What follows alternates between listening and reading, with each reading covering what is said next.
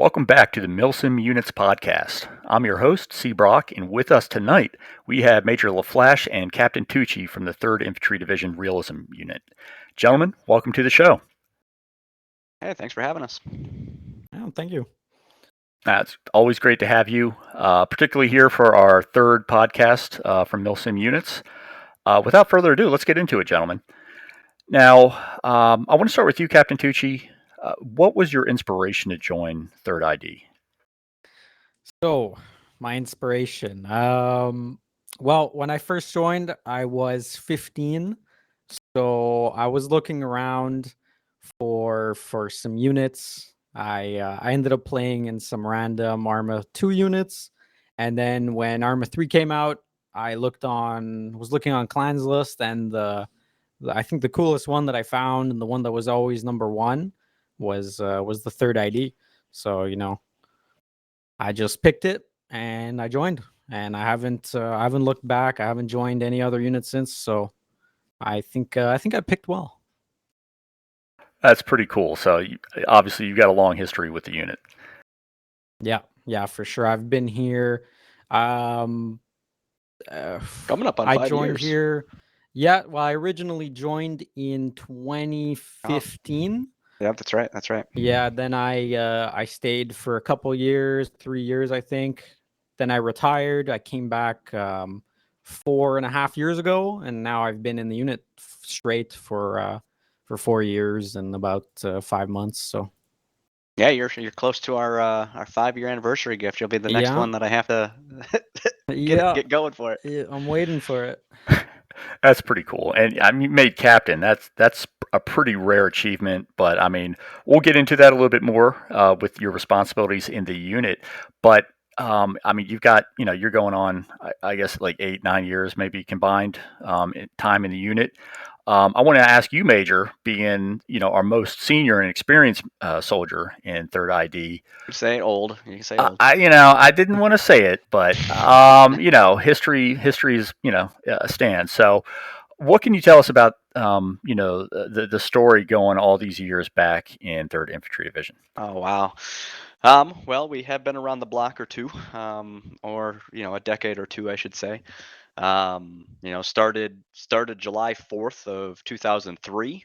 As our history chart has always said.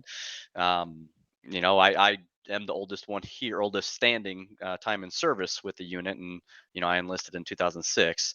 But so the unit was 3 years old by the time I came along to it. But back then, we had our founding members, which was a Lieutenant Colonel Toby and a Major Matthews, which are just friends, gaming buddies, that started the unit playing America's Army and Day of Defeat back then. So America's Army was a game that we had for a decade and a half in our unit.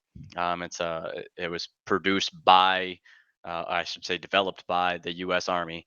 Back then in 2003, it was used as a recruiting tool. Was the whole point of it. To draw people in. We were in the height of just kicking off. Started in 2001 the game. Kicking off obviously Afghanistan and then Iraq. We finally invaded that in 2003. But then throughout the history, as I said, I enlisted in 2006. We've played. We continued obviously with America's Army. We shut down Day of Defeat sooner or later. We picked up Battlefield. I know we've played that throughout our history. Got into Arma 2, Operation Arrowhead. And then obviously when it launched to 3 in September of 2013, we went along with it. All at the same time, grew, opened a Bravo company to a couple times throughout our history, and went battalion level a couple times. So at one point I was a lieutenant colonel a few times, back down to captain, up to major. I think in total time in service as I think, I want to say in like 2008 or 2009 is when I finally became like the first captain stint. And then back and forth as a major to lieutenant colonel a few times as we grew, shrunk. The lifespan of a Milsim unit. But currently right now today we support just Arma 3 with the hopes of we're looking into other options, whether that's Reforger, Squad, an up and coming game that's being released or something like that. We're always looking at those opportunities. Yeah, that sounds like a lot of fun. I mean, really, looking back, 21 years now, you and Third ID have really experienced the gamut of Milsim gaming online, as it is, it's becoming, as it will be in the future. And, to our audience here, if you didn't hear our first or second podcasts, I have a long history with the Third ID. I retired as Alpha Company First Sergeant. So I know these guys. I'm familiar with them. Pretty comfortable with the unit experience. But it's always good to hear, the background from the guys who really kind of led me and brought me into the unit, as a new member. So yeah, I appreciate hearing that history. Definitely, I know on the Third ID website, there's a lot more in terms of the background, the history, the traditions of the unit. So. Absolutely. I mean, let me ask here. How does Third ID structure, go as far as its operations, and what does that? How does that make you guys different from any of the other Milsim units? Go ahead, good, Kim. All right. Over time, our mission making has changed a lot. It used to be pretty simple. Nowadays, it's evolved into really like as perfectly real as we can get it while still being fun. Our current head of S2 intelligence, 1LT Vandal.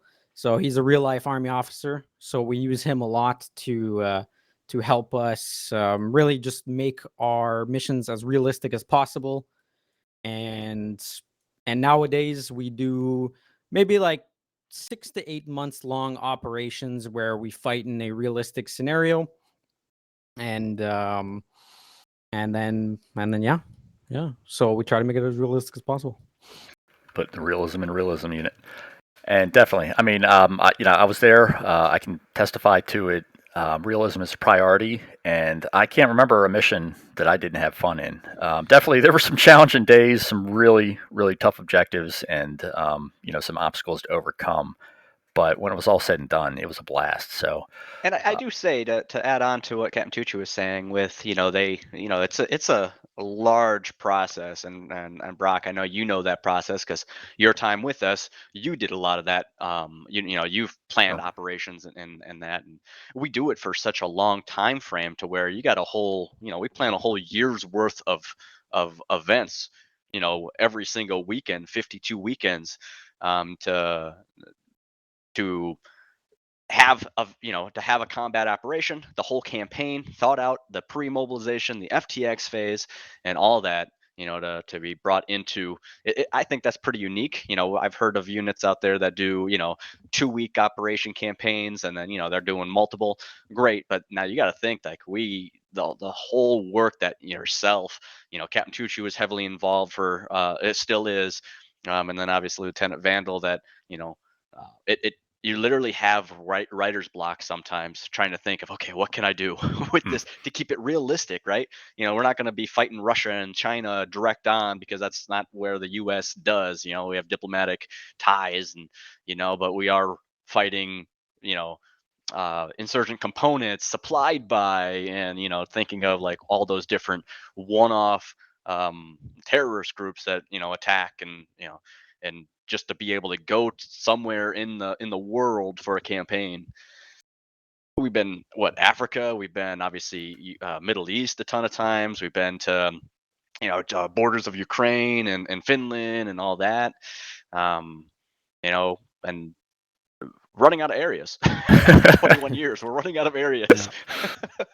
Yeah, I guess you're gonna have to look to the Pentagon for some more inspiration. Yeah, it Keeping it exists. real, but come what may. Now, let me. I'll throw this out to either of you gentlemen here. Can you describe a memorable operation? I mean, what really stands out, or even a mission here, a particular mission set, in terms of your experiences in the unit. I'll take the first stab. So I have a funny, memorable moment when it comes to some of our campaigns. We don't do airborne missions very often, right? We're a light infantry company, a mechanized infantry company. Um, so we go through our airborne school, and we maybe have one jump, maybe two, during a full 12-month stint, right? A full year. I remember this was, I don't know, aging further, but 10, 15 years ago. We had I think she was a squad leader at the time. I know retired as like a first lieutenant, but Lieutenant Johnson. Yep. I remember, and she was a streamer. So having that up on the side, I wasn't streaming myself yet back then, but then we did this airborne jump, a night jump in on enemy held area. I think it was near airfield. And you just hear her over the radio, guys, I'm coming. And you just see, whether maybe I was looking through Zeus, I think that was it. And you just see her like drop right in the middle of an entire enemy squad, as they're in their formation. They're not alerted yet because she's the first on the ground in that area, and literally just right in the middle. And she was, knocked within seconds. And it was just her overall expression, like, oh God, what am I going to do? Mm.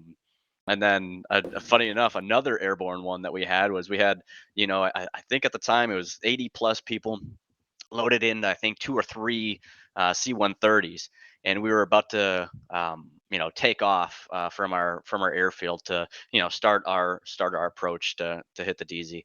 And I remember the very first C-130, of course, in Arma fashion, got armored on the on the runway, and hit, I don't know, probably the smallest stone on that runway, and exploded. And of course, this was towards the end of the runway, so bird number 2 clipped it, blew up, and bird number 3 didn't stop in time. So we literally lost all 3 aircraft on the runway before we even got the jump. Wow. That was a painful day. Yeah, I mean the instructors down at Benning, they warn you about the dangers of being an airborne soldier, and you don't get that jump pay for nothing. So And that's why we don't do airborne full time. yeah, we'll leave that to the other units. Hopefully, we'll see Our how sister they. unit, the 173rd. Yeah, Shout out to exactly. them. Yeah, it's like They do it right. Yeah, They follow their sure. lead. I'm sure they've never had any kind of safety issues, but good stuff, Major. I appreciate that. Um, and let me ask you, Tucci, anything that you could share that's funny? Any unexpected moments in operations or missions? Man, yeah. Off the top of my head, the first thing that comes to mind as well is another airborne mission. It's always the airbornes. I think that just are They pretty stick out funny. in our head because we don't do them very often, right? Yeah. Um, yeah. So I think it's either the beginning of a mission or the end of an operation, and we're taking off in a C-130, and then to kind of like signify the end, so we fly off the map, and then boom, on screen comes the game over screen from Arma, and then we all just crash into the water, and we're all swimming around for a bit, waiting for the server to restart, and yeah, so Right off that's into the that's my sunset. moment. Yeah. That's what I love about Arma. Never a Yeah. dull moment. Mm-hmm. Good stuff. Well, I mean, with that being said, let me shift gears a little bit here and go into the greater community and the culture in Third Infantry Division. How would you? I mean, I'll ask you, Captain Tucci, as the Alpha Company commander. How would you describe the camaraderie in Third ID? We really try to keep as close knit as possible, especially between the squads. Um, Going back to my days as a squad leader of Phoenix and Spartans, actually, I always tried to keep close in touch with all my guys. I would make a Discord server for my squad. We'd send memes to each other. We'd play games with each other. Um, Off and on, and then we just come on TeamSpeak and talk and chill. And so we really try to keep as close as possible, even between platoons. We have mess halls. We all just come on and chit chat whenever we're not doing anything. So that's really just how we try to keep it. Yep, that's how I experienced it, and I'll say that every leader in Third Infantry Division, they start as a private, as a rifleman, infantry soldier, and they walk the walk, as well as talking the talk as they move up. So I know the unit takes leadership very responsible, or very seriously, and I mean they the higher ups, they definitely delegate responsibilities. But with that responsibility comes a lot of opportunities to really develop friendships and long term you know um, a camaraderie, for lack of a better term. That's really what it is. Let me ask you, Major. Anything that you want to add to that? I mean, I think our culture is, extremely important. Any culture, it's if you are, in my opinion, green and growing, or ripe and rotting, or ripe or rotting. Are you, what's your retention look like? That's something that we always talk about as our leadership team. How can we constantly improve retention? How can we, we can recruit, of course. I mean, as Tucci mentioned, he found us because we were number one on a website. You know, um, we're pretty pretty always number one on Milsim units as well. And the we can bring people in, and our recruiting and retention, S1 does amazing on being able to process applications, find applications, but it's only as good as getting these soldiers into their elements, and these squad leaders, and element leaders, being able to retain them. Well, how do you do that, right? There's no crystal ball to saying, oh yeah, we bring 10 people in this month, all 10 stay. Realistic, this is Milsim. We bring 10 people in, 5 might make it to the first weekend operations. Two might make it to the second operation weekend, and we might keep one after a month. That's just the world that sometimes Milsim units is in.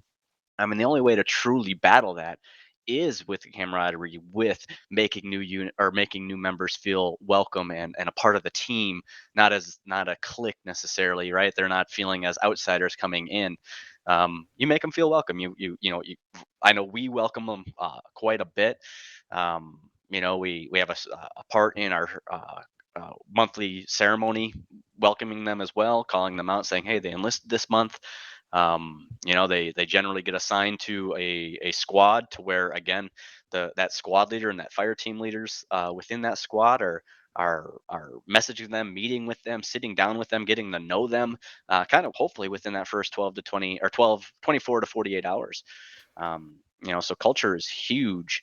And I think if we continue to, get better, we're never, as leaders, we never arrive yet, right? We have a lot of opportunities to look in the mirror and see how we can do things differently.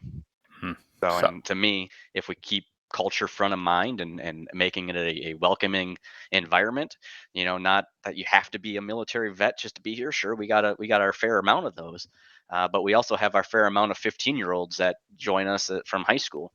And Captain Tucci is a, a true example of that. Along with hundreds of people throughout our history that have done the same. So that's solid, and I mean, that you're right. That's what it takes, to succeed. I mean, 20 plus years, all the history, all the people who have contributed to the unit. It's amazing. So, with that in mind, the history, the longevity, your experiences here. How can you describe the way that the unit has evolved? We talked about the games, the different kind of I guess play area, areas of gameplay. But what else has developed over the years? How's the unit changed, and what have you learned along the way? I guess I can answer that, being the old timer, but I mean, over, size, sure. Multiple games we've changed over the years, right? Each game has its own, whenever we did campaigns or operations, when we sponsor, when we supported, I should say, multiple games, we tried to keep them all on the same storyline of campaign. But of course, it's different. In Arma we had Zeus. In America's Army, we didn't. We had to build those missions individually, and with that, even just select a map, and it was more storyline driven. And then each element that had a time on blue 4 while the other element was op 4, and then they swapped, and that way it kind of told that. Um, Back in like Insurgency Sandstorm or Insurgency, when we supported that, kind of the same thing. They had a map builder, but a lot of just going back and forth in terms of the overall involvement of how to run a campaign. So a lot of you know evolution throughout there. I would say our leadership is probably our largest change throughout history of our unit.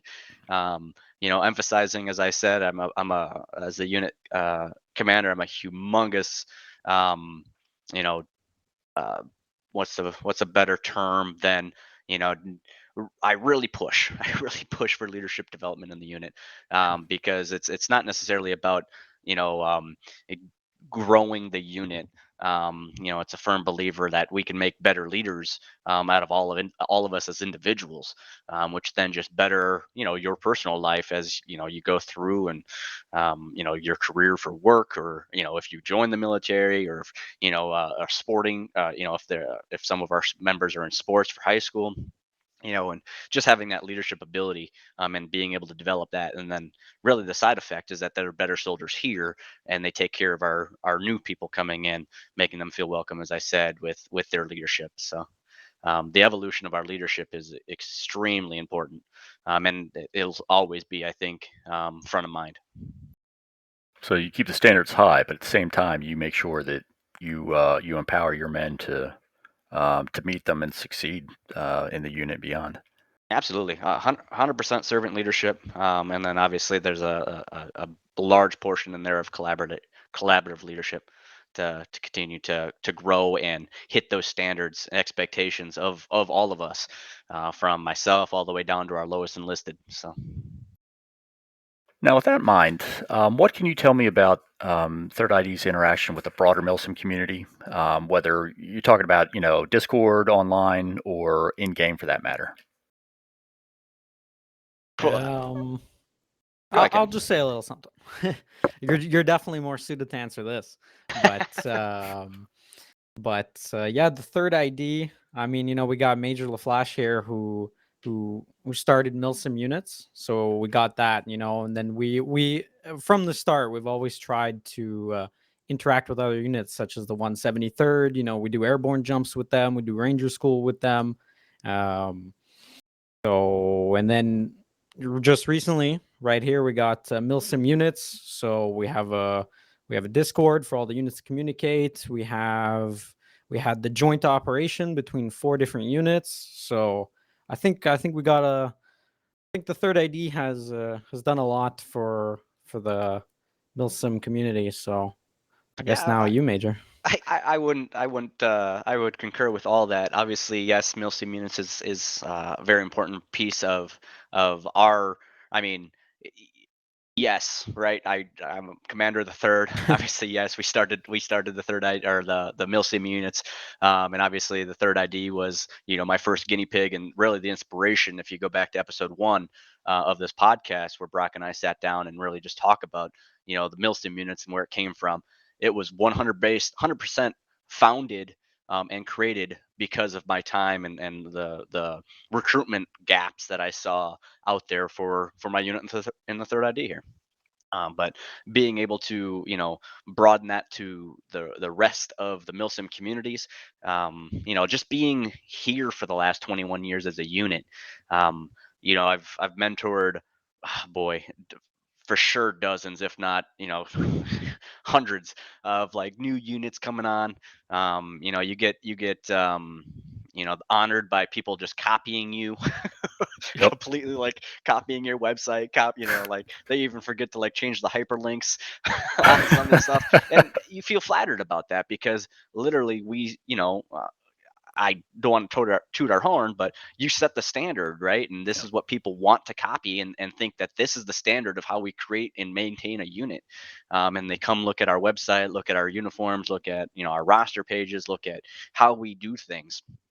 And so it is an honor, I guess. I'm always taken back, like, hey, that's pretty cool. Obviously, yeah, it's not cool that they copied word for word verbatim, but you really can't prevent that either.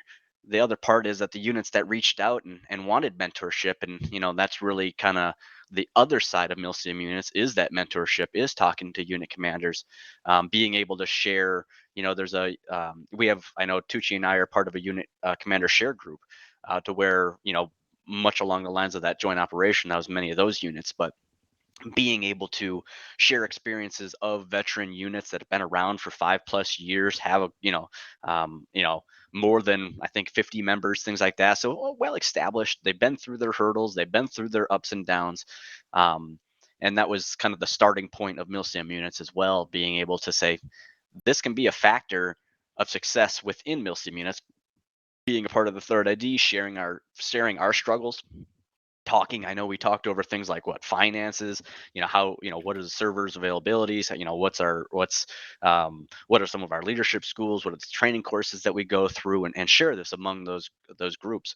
And now we've kind of taken that and folded it further into the unit leader discussion area in Milsim units, and being able to continue to develop other units. It only helps Milsim as a whole, being able to help these units stay afloat, right? We don't need to merge with every single one of them, or want them to even.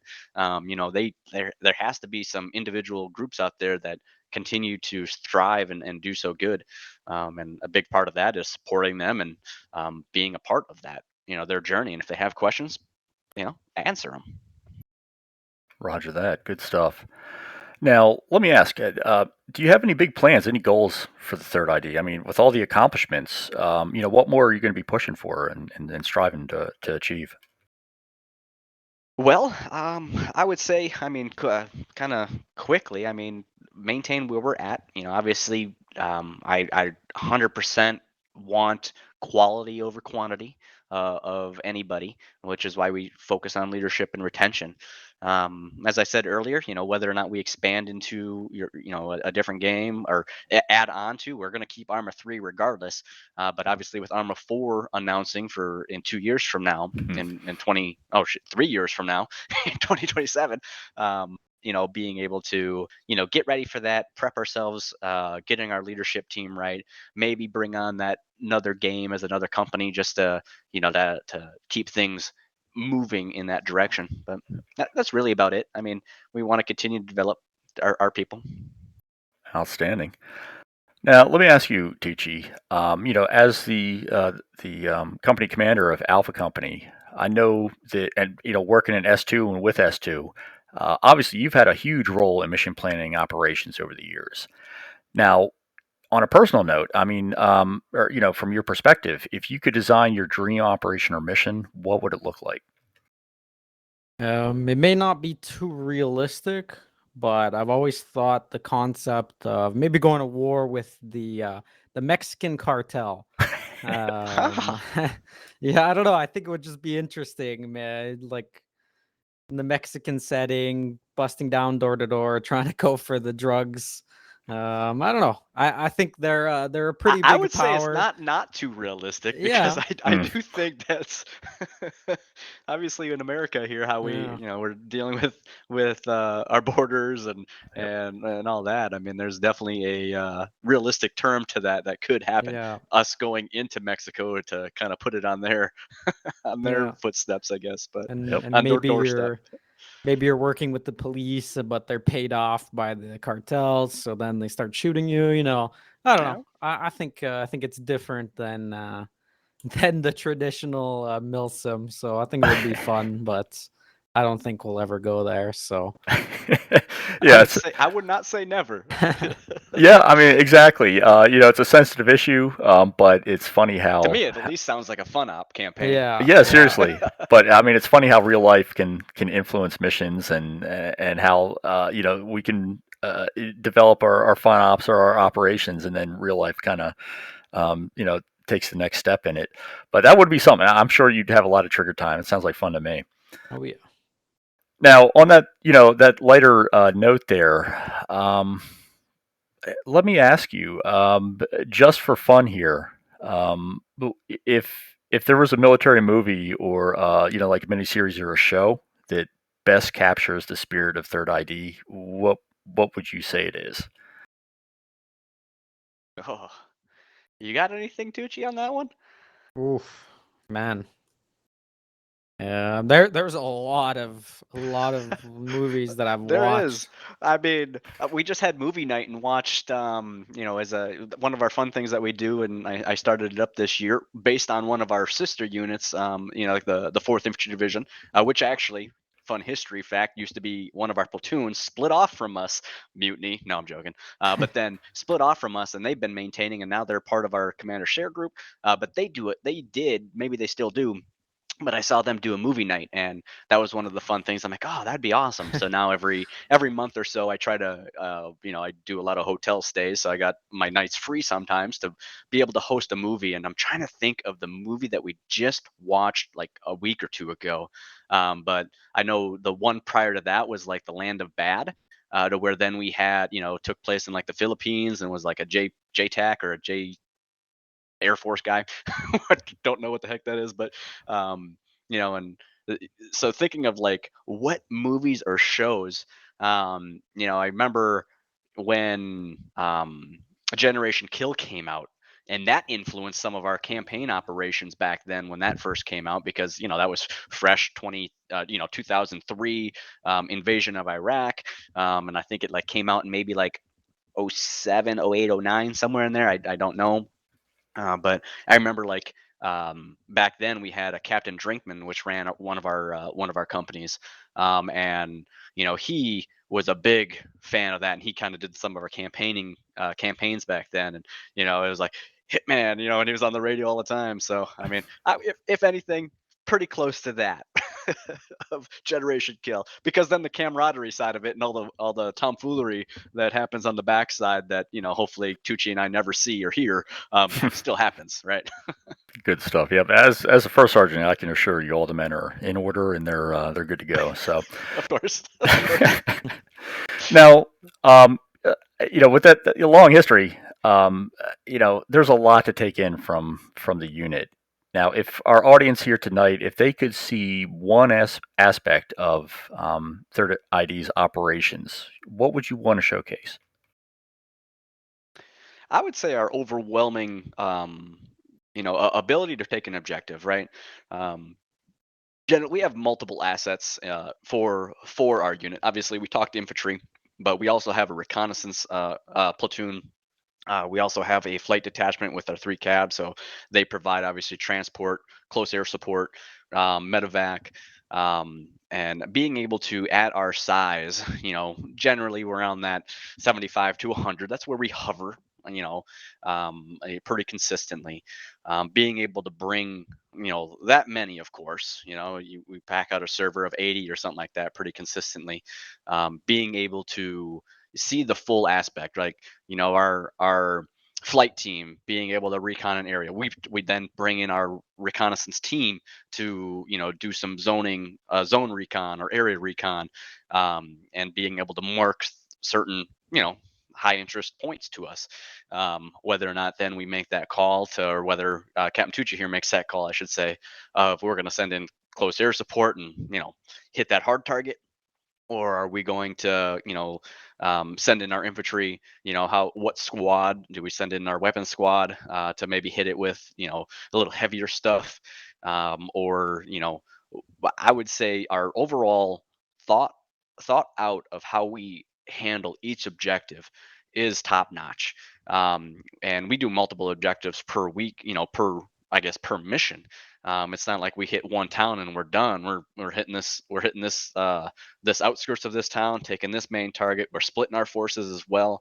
Recon might go take on a certain objective. They're always ahead of us as well, so they may step off 30 minutes before us, before the main force, which is the bulk of the unit with first platoon. um, so the way that it's set up now, that we have, is probably one of the best in my entire time in the unit here. To be able to witness from the leader brief in the beginning all the way through the AAR at the end, and then just how the violence of action that our team goes through, to be able to take these objectives against sometimes the Zeus's and our game managers are throwing everything at them, and our teams are just smoking them out of the water. And we're like, shit, we're gonna get this mission done quick, And you're thinking as a game manager or Zeus, like, okay, well, generally we want a 2 hour, 2.5 hour mission to keep things entertaining. And when our when our unit is through the entire planned mission and all those objectives within an hour, hour and a half, you're like, shit, what do we do? You're trying to throw. All right, well, here goes a counterattack. You just start spawning in everything, trying to take them down. But that's one thing our unit does extremely well with is their violence of action and kicking ass. Yeah, as sorry, go ahead. No, I was gonna say that's pretty badass. No, I mean all you, Tucci. Go ahead. Yeah, no, I was just gonna jump on quick. As a long-standing Zeus, yeah, I completely agree. Playing as the enemy, it is hard to kill our own guys. It It it is. is really, with the combined arms of infantry, recon, and air support. Sometimes we're like, man, do we just like send everything at them just all at once? Because they just kill it so fast. They just get rid of everything. Even when we're trying to play realistic as the enemy, using advanced tactics and whatnot, it's hard. So yeah, I I mean, you completely think agree. about just simple things like, having a SPD sniper rifle as an enemy and like picking them off. Well, they locate that pretty dang quick, and either they're dropping, hails of bullets down on you, or they're calling in some close air support to blow you off the side of that mountain. Yeah. Very impressive. Our units and our leaders do an amazing job. Yeah, that's awesome. Now, Major, at the beginning of the podcast, you mentioned Captain Tucci's 5-year anniversary coming up and his gift. What can you tell us about anniversary gifts and the traditions that are unique to Third ID? So I would say it's something that a lot of our I think about retention and showing appreciation for our soldiers that have served with us. Definitely the soldiers that served longevity with us. Um, as I mentioned, we can recruit 10 in, and maybe 2 will be there in the next month. Whether that's personal schedule, whether they're just not used to Milsim and kind of what's expected and the expectation there. But yeah, we do give off. We send mail out unit anniversary gifts to all our soldiers that serve. There's timelines that they hit. So really, the first gift, you kind of get contacted by me. We send you your first gift at 1 year time in service. So you've been in the unit 1 year, and usually that's a good chunk of like specialists, corporals maybe, that are hitting that 1 year. We then go a little bit bigger of a gift in the 3 year, and kind of same thing. By then, they're a good NCO rank potentially, or warrant officers, things like that. Warrant officer candidate or not candidate, chief warrant officer most likely at 3 years. And then you get into we do another one at 5 years, and then it's obviously 5 years in consistently. This isn't like unfortunately like Captain Tucci how he has 8 to 9 years in the unit overall. However, none is a full 5 straight, right? So if we have somebody retire and come back, it resets. Unfortunately, but then so it's kind of it's a cool factor that a lot of people are looking forward to. I know we a lot of times when obviously the most common one is the year and the 3 year. As I said earlier, Tucci would be the first one to hit 5 years in quite a while. I want to say prior to that, maybe it was a long time specialist, a couple years ago. And we've only been doing anniversary gifts, I think, for maybe 5 years now.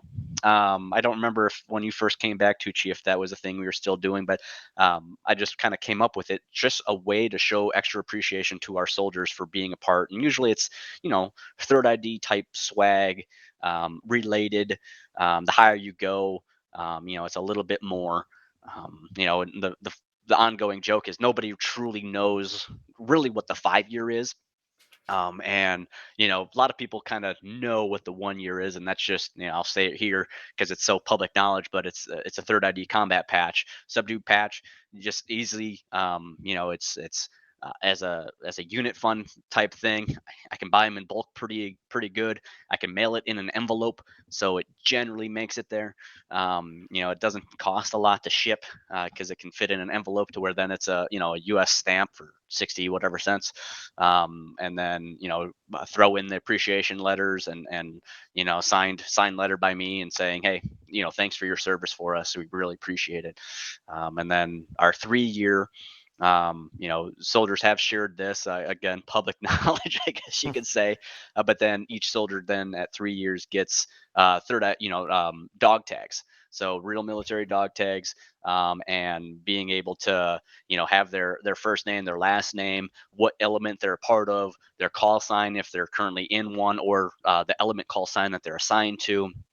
um, and then just honoring the 3 years of service with us. And I'm going to hold the 5 year, um, and truly I don't think I have a 10 year. I mean, if we hit 10 years of somebody besides myself, um, that's pretty damn impressive, and I think it deserves a bigger thing. But 5 year, I think is something pretty cool. And generally at 5 years, they're most likely a part of a leadership or command staff team, and have been in the unit for obviously that amount of time and well respected. And it's honoring their service that they've served with us so far for the last 5 years.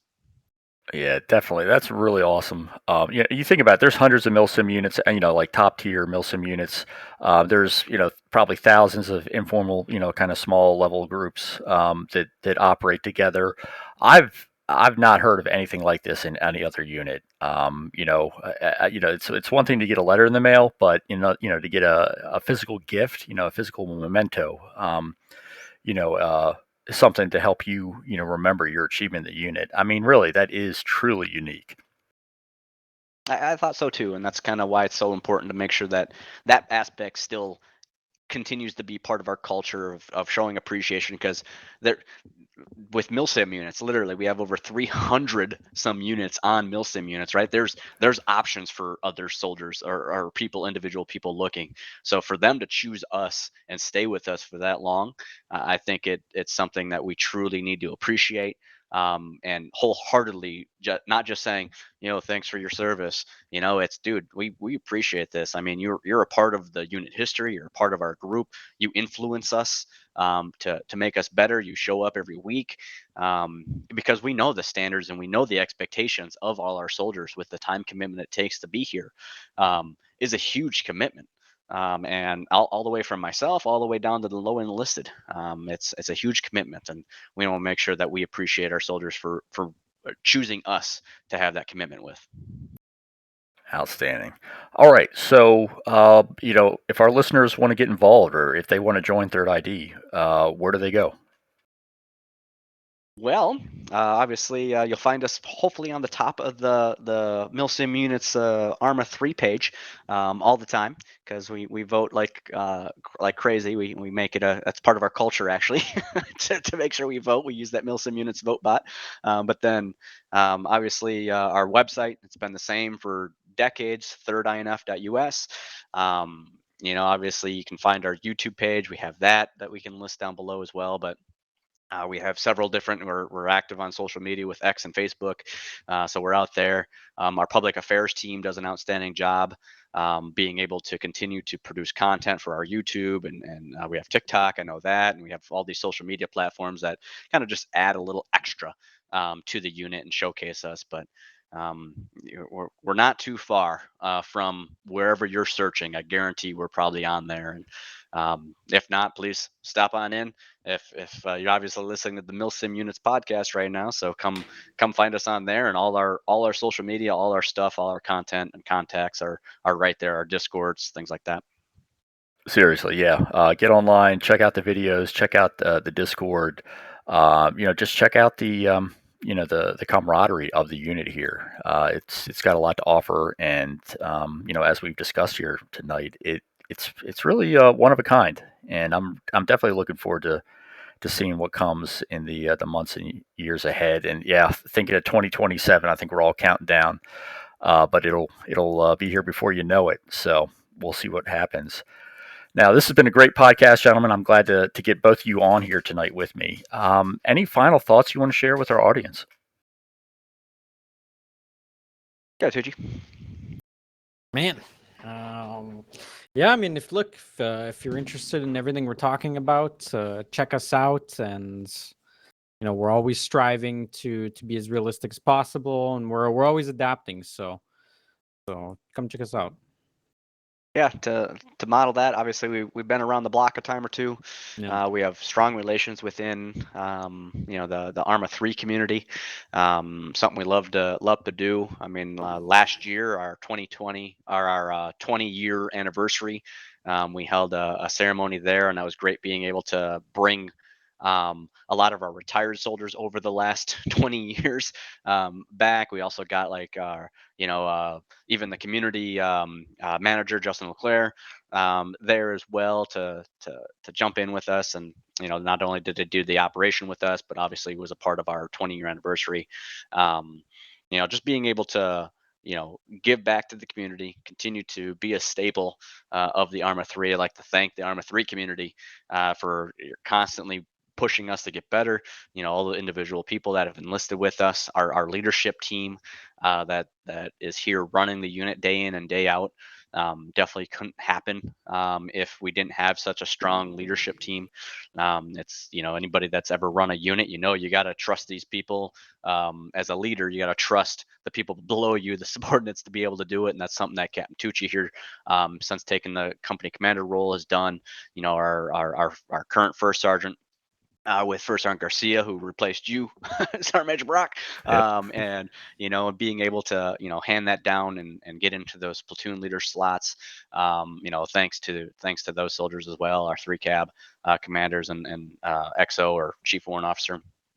But our command staff does an outstanding job, and I like to thank them a ton for continuing to push the vision of what the third ID is, and continue to be a part of the Arma community. Outstanding. I appreciate it again, gentlemen. Thank you so much for joining us here tonight. Ladies and gents, I appreciate you for being here with us as well. And I want to thank you again for podcast number 3 at milsimunits.com.